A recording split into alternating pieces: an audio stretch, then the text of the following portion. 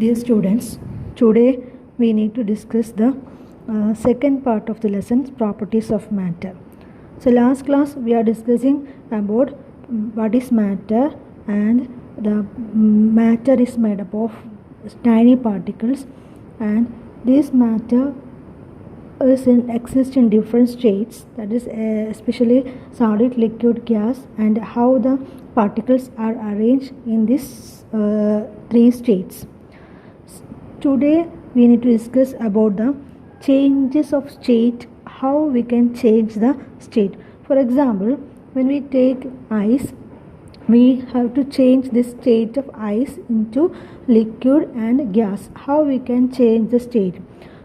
If you are taking ice cube, it is in solid state. When we heat it, then what happened? That will be reached to liquid state. Again we heat it, or we are giving more temperature, it will be coming to the gaseous state, that is steam or vapor. അപ്പോൾ നമ്മൾ ഇവിടെ discuss ചെയ്യാൻ പോകുന്നത് പദാർത്ഥങ്ങളുടെ സ്വഭാവം എന്നുള്ള ലെസണിൽ രണ്ടാമത്തെ ഭാഗമാണ്. അതായത് അവസ്ഥാ പരിവർത്തനം, എങ്ങനെ നമുക്ക് അവസ്ഥകൾക്ക് മാറ്റം വരുത്താം. അതായത് നമ്മൾ ലാസ്റ്റ് ക്ലാസ് പറഞ്ഞ ഖരം, ദ്രാവകം, വാതകം എന്നീ മൂന്ന് അവസ്ഥകളിലാണ് പദാർത്ഥങ്ങൾ സ്ഥിതി ചെയ്യുന്നത്.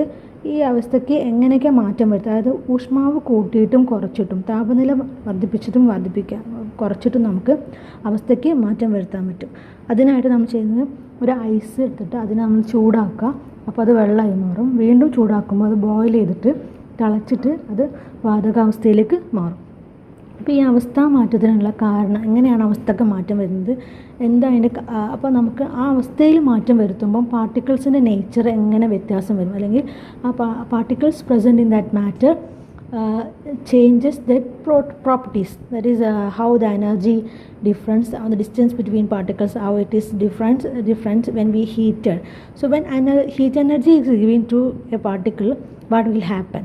So first here is a picture in a textbook. It says how we can change solid into liquid and liquid into gas. Solid, when we heat it, get into liquid state, and liquid again heated, we get into gaseous state. Then the reverse order also possible. When gas is cooled, when we get in liquid state, and again liquid is cooled, we have to get in solid state. So this is the change of state. When we give energy or giving heat energy, the change of state will be occurring. If the change of state is occurring, what is the difference in, what is the nature of the properties of particles? If you are giving energy of particle will be increases, and distance between the particles also increases. Then attraction between the particles will be decreases, and the moment of particle will be increases. That is in this given the picture, figure 4.5, we can see that when we heat a solid substance, it will become in liquid state. The molecules will be in a solid state. The particles are closely arranged and closely packed. Then if it giving heat energy, it will be coming to liquid state. The particle nature will be different. That will be in loosely packed, and distance between them is increased, and attraction will be decreased. Then again we heating, or again we giving heat energy, we have to get that it is coming to the gaseous state. And in gaseous state, the particles are loosely packed, and attraction between them are very less, and movement is very high. അതായത് നമ്മൾ ഖരാവസ്ഥയിലുള്ള ഒരു വസ്തുവിന് ചൂടാക്കി കഴിഞ്ഞാൽ അത് ദ്രാവകാവസ്ഥയിലേക്ക് മാറും. അതിനെ വീണ്ടും ചൂടാക്കി കഴിഞ്ഞാൽ ഏതവസ്ഥയിലേക്ക് പോകും? ദ്രാവകാവസ്ഥയിൽ നിന്നും വാതകാവസ്ഥയിലേക്ക് മാറും. ആ സമയത്ത് അവയുടെ ഊർജ്ജം എന്നുള്ളത്, ഊർജ്ജം കൂട്ടിക്കഴിഞ്ഞാൽ, എനർജി, ഹീറ്റ് എനർജി തന്നെ ഊർജ്ജമാണ്. അപ്പോൾ ഊർജ്ജം കൂട്ടിക്കഴിഞ്ഞാൽ, ഊർജ്ജം കൂടുമ്പോഴും ഓരോ അവസ്ഥയിലും ഊർജ്ജം കൂടുതലായിരിക്കും. അത് ഖരാവസ്ഥയിലേക്കാളും കൂടുതൽ ഊർജ്ജമായിരിക്കും ദ്രാവകാവസ്ഥയിൽ, അതിനേക്കാളും കൂടുതലായിരിക്കും വാതകാവസ്ഥയിൽ ഉണ്ടാവുക. ഇനി ഡിസ്റ്റൻസ് ബിറ്റ്വീൻ ദ പാർട്ടിക്കിൾസ്, അതായത് അവരുടെ കണികകൾ തമ്മിലുള്ള അകലം എന്ന് പറഞ്ഞതും ചിത്രത്തിൽ നോക്കിയാൽ മനസ്സിലാവും. സോളിഡ് സ്റ്റേറ്റിൽ അല്ലെങ്കിൽ ഖരാവസ്ഥയിൽ വളരെ കുറവായിരിക്കും, എന്നാൽ ദ്രാവകാവസ്ഥയിൽ കുറച്ചും കൂടി കൂടുതലായിരിക്കും. അതിനേക്കാൾ കൂടുതലായിരിക്കും ഗേഷ്യസ് സ്റ്റേറ്റിൽ, വാതകാവസ്ഥയിൽ ഉണ്ടാവുക. ഇനി attraction between the particles, solid സ്റ്റേറ്റിൽ ഖരാവസ്ഥയിലെ പാർട്ടിക്കിൾസ് വളരെ ചേർന്നാണ് നിൽക്കുന്നത്, അതുകൊണ്ട് തന്നെ ആകർഷണം കൂടുതലായിരിക്കും. ദ്രാവകാവസ്ഥയിൽ ആകർഷണം കുറച്ചുകൂടി കുറവായിരിക്കും, അതിനേക്കാൾ കുറവായിരിക്കും വാതകാവസ്ഥയിൽ. ഇനി മൂവ്മെൻറ്റ് ഓഫ് പാർട്ടിക്കിൾസ് എന്നാൽ ചലന സ്വാതന്ത്ര്യം, പദാർത്ഥങ്ങൾ ചലിക്കാനുള്ള, അതായത് അവിടെ കണികകൾക്ക് ചലിക്കാനുള്ള കഴിവും സോളിഡ് സ്റ്റേറ്റിൽ ക്ലോസ്ലി പാക്ഡ് ആയതുകൊണ്ട് വളരെ കുറഞ്ഞ ഇതിൽ വൈബ്രേറ്റ് ചെയ്യാൻ മാത്രമേ കഴിയുള്ളൂ. എന്നാൽ ലിക്വിഡ് സ്റ്റേറ്റിൽ കുറച്ചും കൂടി എന്താക്കാം മൂവ്മെൻറ്റ്സ് പോസിബിളാണ്. ഗേഷ്യസ് സ്റ്റേറ്റിൽ അതിനേക്കാളും ചലന സ്വാതന്ത്ര്യം വളരെ കൂടുതലാണ് എന്ന് പറയാം.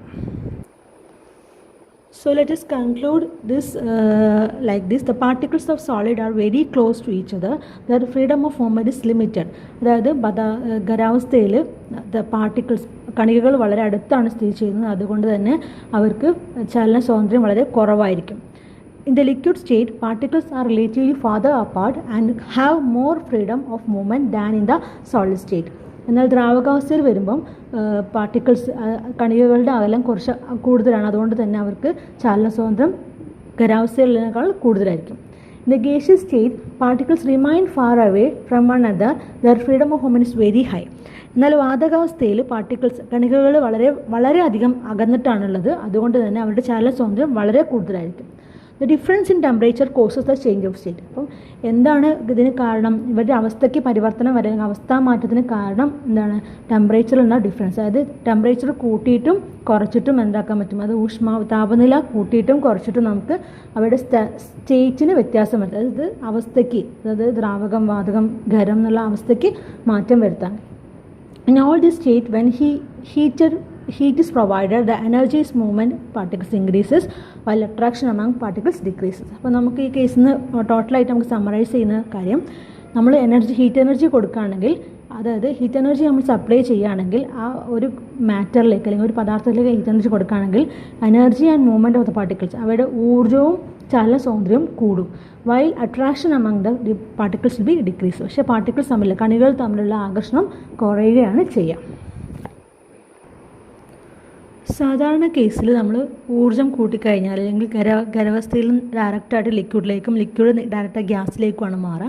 എന്നാൽ ചില സബ്സ്റ്റൻസിൻ്റെ കേസിൽ അല്ലെങ്കിൽ ചില പദാർത്ഥങ്ങളുടെ കേസിൽ when we heated the substances directly change the solid substances directly changes to gas without forming ലിക്വിഡായിലേക്ക് മാറാതെ നേരെ തന്നെ എന്താവുക, ഖരാവസ്ഥയിൽ നിന്ന് വാതകാവസ്ഥയിലേക്ക് നേരെ തന്നെ മാറുന്ന സബ്സ്റ്റൻസ് ഉണ്ട്. അത്തരം ആ phenomenon is known as sublimation. The solid substances directly changes it to gas without forming liquid. This phenomenon is known as sublimation. അതായത് ഗ്യാസ് സോളിഡ് സ്റ്റേറ്റിൽ അല്ലെങ്കിൽ ഖരാവസ്ഥയിലുള്ള വസ്തു നേരിട്ട് എന്താവുക, വാതകാവസ്ഥയിലേക്ക് മാറുക, ലിക്വിഡായി മാറാതെ അല്ലെങ്കിൽ ദ്രാവകാവസ്ഥയിലേക്ക് മാറാതെ നേരിട്ട് വാതകാവസ്ഥയിലേക്ക് മാറുന്ന പ്രക്രിയക്കാണ് ഉൽപ്പതനം എന്ന് പറയുന്നത്. ഉത്പതനം എന്നാണ് പറയാം. ഈ ഒരു ഫ്ലോ ചാർട്ട് കൊടുത്തിട്ടുണ്ട് ടെക്സ്റ്റ് ബുക്കിനകത്ത്. ആ ഫ്ലോ ചാർട്ട് നോക്കി നമുക്ക് മനസ്സിലാവും ഈ പ്രോസസ്സ്, അതായത് സോളിഡ് ലിക്വിഡ് ആവുക, ലിക്വിഡ് ഗ്യാസ് ആവുക എന്നൊക്കെ ഒരു പ്രോസസ്സിന് പ്രത്യേക ടേംസ് ഉണ്ട്. നമ്മൾ സയൻസിൽ പഠിക്കുന്ന കുറച്ച് ടേംസ് ഉണ്ട്. ജസ്റ്റ് ഹീറ്റ് ചെയ്യുക എന്നുള്ളതിന് പകരം നമ്മൾ പറയാം when solid is liquefying we have to get liquefaction എന്നാണ് പറയുന്നത്. അല്ലെങ്കിൽ ദ്രവീകരണം എന്ന് പറയാം. മലയാളത്തിലാണെങ്കിൽ ഖരം ദ്രാവകമാവുന്നതിന് ദ്രവീകരണം എന്ന് പറയാം. ഇനി ലിക്വിഡ് ഗ്യാസ് ആവുകയാണെങ്കിൽ വേപ്പറൈസേഷൻ എന്നാണ് പറയുക. അതായത് liquid converted to gas, it is called vaporization. ദ്രാവകാവസ്ഥയിൽ നിന്ന് വാതകാവസ്ഥയിലേക്ക് മാറുന്നതിന് ബാഷ്പീകരണം എന്നാണ് പറയുക. ഇനി ഗ്യാസ് എന്താവുക, തിരിച്ചു പോവുക. അതായത് ഗ്യാസ് നമ്മൾ കൂൾ ചെയ്ത് കഴിഞ്ഞാൽ എന്താവും, വീണ്ടും ലിക്വിഡ് ആവും. അതിനാണ് കണ്ടൻസേഷൻ എന്ന് പറയാം. അത് വാതകാവസ്ഥയിൽ നേരിട്ട് ദ്രാവകാവസ്ഥയിലേക്ക് മാറുകയാണെങ്കിൽ അതിന് പറയാം സാന്ദ്രീകരണം എന്നാണ്. ഇനി ലിക്വിഡിനെ നമ്മൾ വീണ്ടും തണുപ്പിച്ച് കഴിഞ്ഞാൽ, ഇപ്പോൾ നമ്മൾ വെള്ളം വീണ്ടും തണുപ്പിച്ച് കഴിഞ്ഞാൽ ഐസായി മാറില്ല. അപ്പോൾ അങ്ങനെ തണുപ്പിച്ച് കഴിഞ്ഞാൽ വീണ്ടും സോളിഡായിട്ട് അല്ലെങ്കിൽ ഖരാവസ്ഥയിലേക്ക് തന്നെ മാറുന്നതിന് സോളിഡിഫിക്കേഷൻ അല്ലെങ്കിൽ ഘനീഭവിക്കുക എന്ന് പറയും. ദ്രാവകം ഖരാവസ്ഥയിലേക്ക് മാറുന്നത് ഘനീഭവിക്കുക എന്നാണ് പറയാം. ഇനി ഇത് കൂടാതെ വേറൊരു അതുണ്ട്, ഞാൻ ഇപ്പോൾ നേരത്തെ പറഞ്ഞ സബ്ലിമേഷൻ ഉൽപ്പന്നം. സോളിഡ് നേരിട്ട് എന്താവുക, ലിക്വിഡായി മാറുക, ഗ്യാസായി മാറുക. സോളിഡ് നമ്മൾ ചൂടാക്കി കഴിഞ്ഞാൽ നേരിട്ട് ഗ്യാസായി മാറുന്നതിന് സബ്ലിമേഷൻ അല്ലെങ്കിൽ ഉൽപ്പതനം എന്നാണ് പറയാം. തിരിച്ച് ഗ്യാസ് വീണ്ടും സോളിഡായി മാറുകയാണ്, തണുപ്പിച്ച് കഴിഞ്ഞാൽ വീണ്ടും സോളിഡായി മാറണമെങ്കിൽ സോളിഡിഫിക്കേഷൻ അല്ലെങ്കിൽ വാതകം നേരിട്ട് സോളിഡായി ഖരാവസ്ഥയിലേക്ക് മാറുകയാണെങ്കിൽ അതിന് ഘനീഭവിക്കൽ എന്നാണ് പറയുക. അപ്പോൾ ആ ഫ്ലോ ചാർട്ട് പഠിച്ചിരിക്കണം, അത് ഇമ്പോർട്ടൻ്റ് ആണ്. On the basis of the discussed topic, we have to complete the table 4.3. നമ്മളിപ്പോൾ ഡിസ്കസ് ചെയ്തതിൻ്റെ അടിസ്ഥാനത്തിൽ നമുക്ക് ഈ ടെക്സ്റ്റ് ബുക്കിനകത്ത് ടേബിൾ 4.3 കംപ്ലീറ്റ് ചെയ്യാൻ കഴിയുമെന്ന് ശ്രമിച്ച് നോക്കാം. നിങ്ങൾ ഫസ്റ്റ് അതായത് പാർട്ടിക്കിൾസിൻ്റെ analyse the table given below, write down the changes during the transformation of changes. when solid changes into liquid, what are the transformation taking place in the case of movement of particles? പദാർത്ഥ അതായത് പാർട്ടിക്കിൾസിൻ്റെ കണികകളുടെ ചലനത്തിന് എന്ത് സംഭവിക്കുന്നു? Solid liquid ആകുമ്പം അവിടെ ചലന സ്വാതന്ത്ര്യം കൂടുകയാണ് ചെയ്യുന്നത്. ഇനി when liquid changes to gas അതാകുമ്പോൾ കുറച്ചും കൂടി കൂടുകയാണ് ചെയ്യുക. When gas changes to liquid movement കുറയാണ് ചെയ്യുക. അതുപോലെ when solid changes to gas, solid gas ആകുമ്പോൾ മൂവ്മെൻറ്റ് കൂടുകയാണ് ചെയ്യുക. അതായത് നിങ്ങൾക്ക് ഈ ചിത്രം ഓർത്താൽ മതി. അതായത് പാർട്ടിക്കിൾസിൻ്റെ അറേഞ്ച്മെൻറ്റ് ഓർത്താൽ നിങ്ങൾക്ക് പെട്ടെന്ന് പറയാൻ പറ്റും. പാർട്ടിക്കിൾസ് സോളിഡിൽ വളരെ ക്ലോസ്ലി പാക്ഡ് ആയിട്ടാണ്, അതായത് അടുത്തടുത്താണ് വെച്ചിരിക്കുന്നത്. എന്നാൽ ദ്രാവകാവസ്ഥ ലിക്വിഡ് സ്റ്റേറ്റിൽ കുറച്ചും കൂടി ഗ്യാപ്പ് ഉണ്ട്. അതിനേക്കാളും കൂടുതൽ ഗ്യാപ്പിലാണ് ഗ്യാഷ്യസ് സ്റ്റേറ്റിലുള്ളത്. അപ്പോൾ ഓരോ സ്റ്റേറ്റ് കൂടുന്ന ആ സ്റ്റേറ്റിലേക്ക് മാറുന്നതനുസരിച്ച് മൂവ്മെൻറ്റ്, അതായത് അവയ്ക്ക് ചലിക്കാനുള്ള കഴിവ് കൂടുകയോ കുറയോ നിങ്ങൾ ആ ചിത്രം നിങ്ങളെ മനസ്സിലുണ്ടെങ്കിൽ നിങ്ങൾക്ക് എന്തായാലും പറയാൻ പറ്റും. അതുപോലെ distance between the particles. When solid liquid ആകുമ്പം, സോളിഡ് എപ്പോഴും ക്ലോസ്ലി പാക്ഡ് ആയതുകൊണ്ട് സോളിഡ് ലിക്വിഡ് ആകുമ്പം എന്താ ചെയ്യുക, പാർട്ടിക്കിൾസിൻ്റെ ഡിസ്റ്റൻസ് കൂടുകയാണ് ചെയ്യുന്നത്. When liquid changes to gas എന്ന് പറയുമ്പോൾ കുറച്ചും കൂടിയും കൂടുതലായിരിക്കും. When gas changes to liquid എന്ന് പറയുമ്പോൾ അതിനേക്കാളും, അതായത് ഗ്യാസ് എന്ന് പറയുമ്പോൾ കുറച്ച് ഫ്രീ ആയിട്ടുള്ള അതായത് സ്റ്റേറ്റിലാണ്. അത് തിരിച്ച് ലിക്വിഡായി മാറാമെന്ന് പറയുമ്പോൾ അവിടെ അതായത് ഡിസ്റ്റൻസ് കുറയാണ് ചെയ്യുക. When solid changes to gas എന്ന് പറയുമ്പോൾ ഡിസ്റ്റൻസ് കൂടുകയാണ് ചെയ്യുക. ഇനി attraction with particles. Solid liquid ആകുമ്പോൾ അട്രാക്ഷൻ കുറയുകയാണ് ചെയ്യുക. When liquid changes to gas, അത് ദ്രാവകം വാതകാവസ്ഥയിലാകുമ്പോൾ അപ്പോഴും അട്രാക്ഷൻ കുറയാണ് ചെയ്യുക. When gas changes to liquid എന്ന് പറയുമ്പോൾ അട്രാക്ഷൻ കൂടുകയാണ് ചെയ്യുന്നത്. When solid changes to gas എന്ന് പറയുമ്പോൾ അട്രാക്ഷൻ കൂടുകയാണ് ചെയ്യുക. Next energy of particles. ഏറ്റവും എനർജി കുറവുണ്ടായിരിക്കുക സോളിഡ് സ്റ്റേറ്റിലായിരിക്കും. കാരണം പാർട്ടിക്കിൾസ് വളരെ ക്ലോസ്ലി ആയിട്ട് വൈബ്രേറ്റ് ചെയ്യാനൊക്കെ ബുദ്ധിമുട്ട്. അപ്പോൾ പാർട്ടിക്കിൾസിന് എനർജി കുറവായിരിക്കും. ഏറ്റവും കൂടുതൽ എനർജി ഉണ്ടാവുക ഗേഷ്യസ് സ്റ്റേറ്റിലായിരിക്കും ഉണ്ടാവുക. അപ്പോൾ when solid changes to liquid energy increase ചെയ്യും. When liquid changes to gas energy increase ചെയ്യും. When gas changes to liquid energy decrease ചെയ്യും. When solid changes to gas energy increase ചെയ്യും. അപ്പോൾ എനർജിക്ക് ഉണ്ടാകുന്ന മാറ്റം ഇങ്ങനെയാണെന്ന് മനസ്സിലാക്കാം. Sublimation is an important topic. It is very important, so you have to concentrate on that. Sublimation, once more I will explain what is sublimation. Sublimation is a phenomenon in which solid substances directly go to gaseous state without forming liquid. അതായത് ഒരു ഖരാവസ്ഥയിലുള്ള വസ്തു നേരിട്ട് വാതകാവസ്ഥയിലേക്ക് മാറുക. എങ്ങനെ? ദ്രാവകാവസ്ഥയിലേക്ക് മാറാതെ നേരിട്ട് വാതകാവസ്ഥ. സാധാരണ കേസിൽ ദ്രാവകമായിട്ടാണ് എന്താവുക, വാതകാവസ്ഥയിലേക്ക് മാറുക. ഇപ്പോൾ എക്സാമ്പിളായിട്ട് പറയുകയാണെങ്കിൽ നമ്മൾ പാറ്റ ഗുളിക, നാഫ്തലീൻ ബോൾസ്, പിന്നെ അയഡീൻ എന്ന് പറഞ്ഞാൽ സോളിഡ് സ്റ്റേറ്റിലാണ്. അത് നമ്മൾ ഹീറ്റ് ചെയ്ത് കഴിഞ്ഞാൽ എന്താവും, പാറ്റ ഗുളിക ഒന്നും ജസ്റ്റ് റൂം ടെമ്പറേച്ചറിൽ ഉണ്ടാവും. കുറച്ച് കാലം നമ്മൾ കുറേ പാറ്റ ഗുളിക നമ്മൾ അലമാരക്കകത്ത് വെച്ച് കഴിഞ്ഞാൽ കുറച്ച് കഴിഞ്ഞാൽ കാണാൻ കഴിയില്ല, അപ്രത്യക്ഷമായി പോകുന്നുണ്ടാവും. കാരണം എന്താ വെച്ചാൽ അത് നേരിട്ട് എന്താവസ്ഥ, വാതകാവസ്ഥയിലേക്ക് മാറുകയാണ്. അപ്പോൾ അതൊക്കെ ഉത്പാദനത്തിന് എക്സാമ്പിളാണ്. അല്ലെങ്കിൽ സബ്ലിമേഷൻ എക്സാമ്പിൾ. അഥവാ അയഡിൻ എന്നുള്ള സോളിഡ് സ്റ്റേറ്റ് നമ്മൾ ഹീറ്റ് ചെയ്ത് കഴിഞ്ഞാൽ അത് നേരിട്ട് അയഡിൻ വേപ്പറായിട്ട് മാറുകയാണ് ചെയ്യുക, വാതകാവസ്ഥയിലേക്ക് മാറുകയാണ് ചെയ്യുക. അതുപോലെ അമോണിയം ക്ലോറൈഡ് ഉണ്ട്. അമോണിയം ക്ലോറൈഡ് എന്നുള്ളൊരു ഉപ്പിനെ പോലെ തന്നെയുള്ളൊരു വൈറ്റ് ആയിട്ടുള്ളൊരു ക്രിസ്റ്റൽസാണ്. ഇത് നമ്മൾ ഹീറ്റ് ചെയ്ത് കഴിഞ്ഞാൽ നേരിട്ട് വാതകാവസ്ഥയിലേക്ക് മാറുകയാണ് ചെയ്യുക. ഇതൊക്കെ സബ്ലിമേഷന് എക്സാമ്പിൾസ് ഓഫ് സബ്ലിമേഷനാണ്. നെക്സ്റ്റ് ടോപ്പിക്കാണ് ഡിഫ്യൂഷൻ അഥവാ വ്യാപനം എന്ന് പറയും. അതായത് ഈ പദാർത്ഥങ്ങളിൽ അവയ്ക്ക് അവസ്ഥയ്ക്ക് മാറ്റം വരുമ്പോൾ എങ്ങനെയാണ് കണികകൾ വ്യാപിക്കുന്നത്, അല്ലെങ്കിൽ കണികകൾ മറ്റുള്ള എയറുമായിട്ട് അല്ലെങ്കിൽ വായുവായിട്ട് കൂടിക്കലർന്ന ആ പ്രോസസ്സിനാണ് സ്പോണ്ടേനിയസ്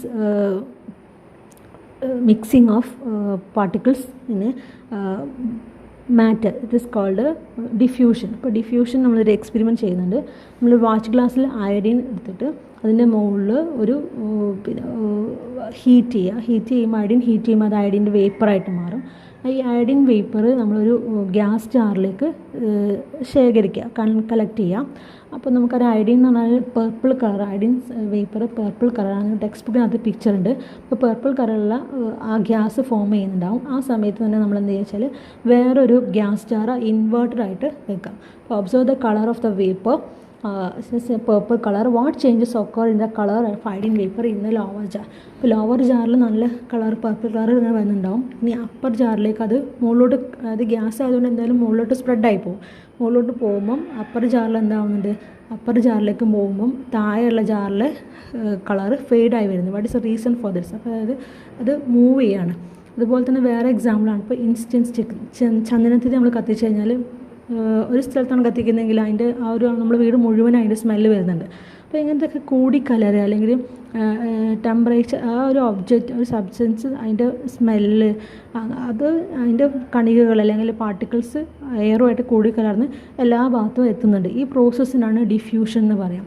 അപ്പോൾ ഡിഫ്യൂഷന് എത്രത്തോളം ടെമ്പറേച്ചർ കാരണമാണ് അല്ലെങ്കിൽ temperature how we can relate to temperature and diffusion when temperature increases. അതായത് ചന്ദനത്തിൽ നമ്മൾ വെറുതെ എത്തിച്ചാൽ സ്മെല്ലൊന്നും ഇവിടേക്ക് എത്തില്ല, പക്ഷേ അത് കത്തിച്ച് കഴിഞ്ഞാലാണ് എന്താവുക സ്മെല്ല് അവിടേക്ക് എത്തുക. അതുപോലെ നമ്മൾ നല്ല ചൂടുള്ള ഫുഡാണെങ്കിൽ ഹോട്ട് ഫുഡാണെങ്കിൽ എന്തായിരിക്കും ഹീറ്റ് അതായത് നല്ല ചൂടുള്ള ഫുഡാണെങ്കിൽ why does the smell of hot food spread quickly long distance. അതായത് നമ്മൾ വീട്ടിലൊക്കെ നല്ല ചൂടിൽ ഒരു ഫുഡ് ഉണ്ടാക്കിക്കൊണ്ടിരിക്കുകയാണെങ്കിൽ അതിൻ്റെ സ്മെല്ല് എല്ലാ സ്ഥലത്തേക്ക് എത്തുന്നുണ്ട്. അതായത് ടെമ്പറേച്ചർ ഡിഫ്യൂഷന് ഇൻക്രീസ് ചെയ്യുന്ന ഒരു ഫാക്ടറാണെന്ന് പറയാം.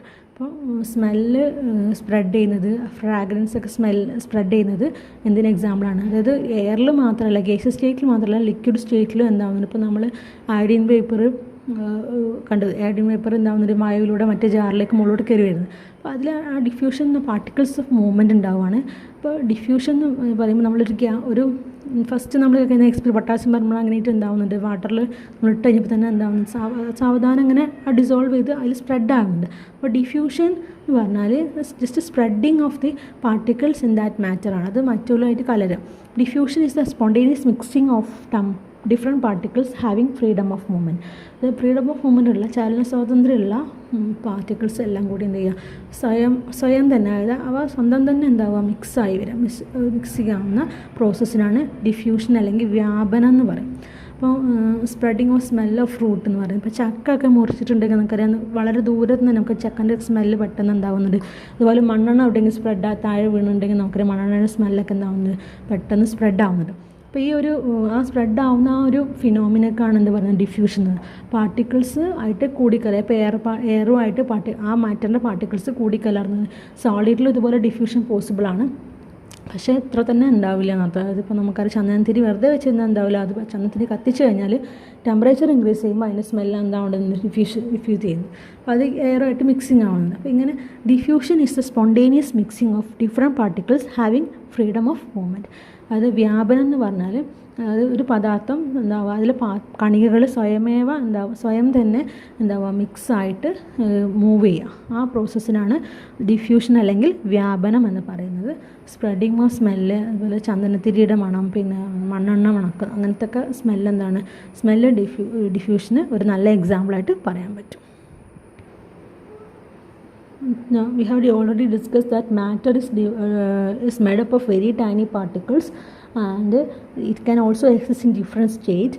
And according to that we have to say that in nature depending on the nature, on the basis of the nature and substance can be classified into all the substance the universe is classified into two, that is pure substance and mixtures.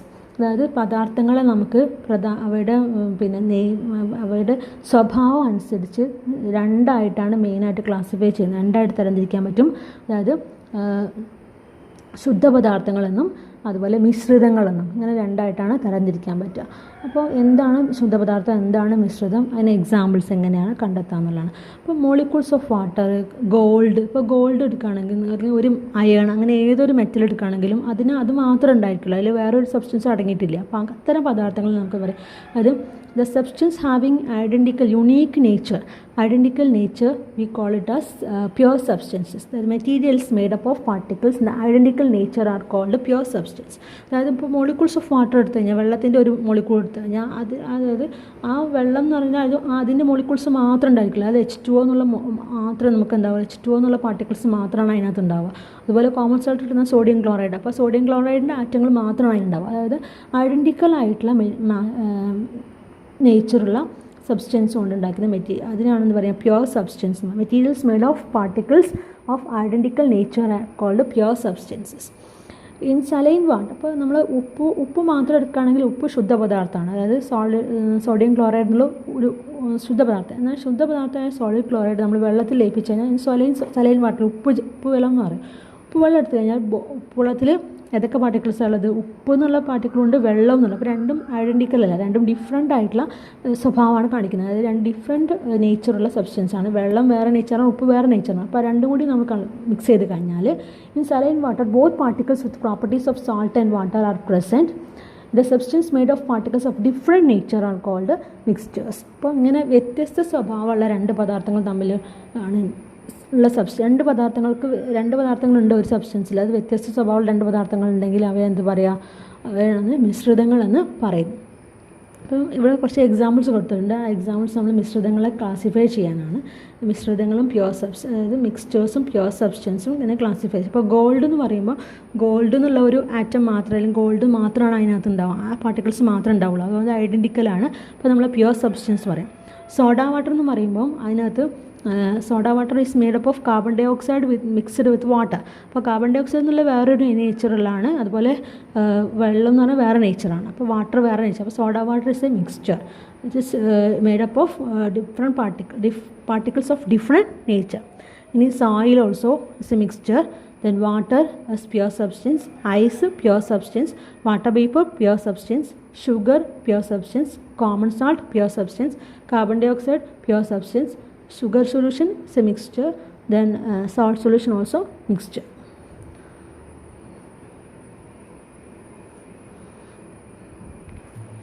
So let us conclude the topic by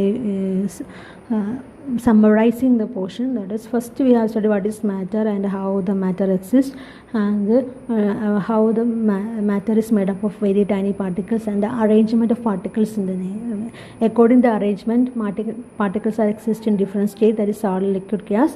Then what is this, how we can change the state. How we can, by increasing temperature or decreasing temperature, we can change the state of the substance. Then what's the name given for each state when the change of state is occurring. Then if solid is converted into liquid, we have call it as liquefaction. Then liquid is changes to gas, we call it as vaporization. Then again gas is cooling, we have to get liquid itself, and it is called condensation. Then next liquid is again we cool, we have to get solid, it is called solidification. So in this chapter we have to discuss all these matters, and also one important change of state is there, that is sublimation. Sublimation means a solid substance directly changes to gas without forming liquid. അതായത് ഉൽപ്പദനം എന്താണ്, അതിന് examples എന്തൊക്കെയാണ്, പിന്നെ diffusion എന്നുള്ളൊരു process, പിന്നെ diffusion എങ്ങനെ നടക്കുക, ഡിഫ്യൂഷനും ടെമ്പറേച്ചറും തമ്മിൽ ഏതൊക്കെ റിലേഷൻ, ടെമ്പറേച്ചർ ഇൻക്രീസ് ചെയ്യുമ്പോൾ ഡിഫ്യൂഷൻ ഇൻക്രീസ് ചെയ്യും. അതുപോലെ പാർട്ടിക്കിൾസിൻ്റെ നേച്ചറിൽ ഉണ്ടാകുന്ന വ്യത്യാസം, പാർട്ടിക്കിൾസിൻ്റെ മൂവ്മെൻറ്റ്, ഡിസ്റ്റൻസ്, അട്രാക്ഷൻ, എനർജി, ഇതിലുണ്ടാകുന്ന ചേഞ്ചസ് എന്തൊക്കെ, ടെമ്പറേച്ചർ ഇൻക്രീസ് ചെയ്യുമ്പോൾ ഇതിലുണ്ടാകുന്ന ചേഞ്ചസ് എന്തൊക്കെയാണ്. പിന്നീട് നമ്മൾ ഡിസ്കസ് ചെയ്തത് ഡിഫ്യൂഷനെ കുറിച്ചാണ്. ഡിഫ്യൂഷൻ നമ്മൾ എവിടെയൊക്കെ ഡെയിലി ലൈഫിൽ എവിടെയൊക്കെയാണ് ഉള്ളത്, അതിന് എക്സാമ്പിൾസ് എന്തൊക്കെയാണ്. പിന്നെ പദാർത്ഥങ്ങളെ നമുക്ക് പ്രധാനമായിട്ടും രണ്ടായിട്ടാണ് തരംതിരിക്കാൻ പറ്റുന്നത്, അതായത് പ്യുവർ സബ്സ്റ്റൻസും അതുപോലെ മിശ്രിതങ്ങളുമായിട്ട്. മിശ്രിതങ്ങൾ എന്താണ്, അല്ലെങ്കിൽ ശുദ്ധ പദാർത്ഥങ്ങൾ എന്താണെന്നത്, ഒരേപോലെയുള്ള തന്മാത്രകൾ കൊണ്ടാണ് നിർമ്മിതമായതെങ്കിൽ അത്തരം പദാർത്ഥങ്ങൾ ശുദ്ധ പദാർത്ഥങ്ങൾ പറയാം. വ്യത്യസ്ത തരം തന്മാത്രകൾ നിർമ്മിതമായതാണെങ്കിൽ അവയെ നമുക്ക് പറയുന്നത് എന്താണ്, മിശ്രിതങ്ങൾ എന്ന് പറയാം. Identical substance, the material is made up of identical nature is called pure substance. If the material made up of different nature, it is called mixtures. So this much.